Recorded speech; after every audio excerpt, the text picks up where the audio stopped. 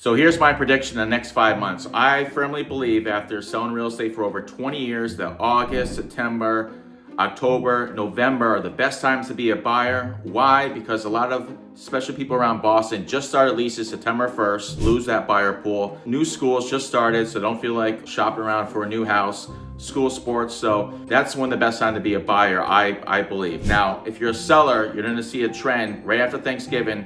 People are going to start taking their homes off the market if it didn't sell. So inventory is going to shrink. If you're a potential seller or a seller, this is where you capitalize on your net return. So I think that being a seller in December, January, February, March, even April is the best time to capitalize on your net return because there's hardly any inventory and there's still a strong buyer demand.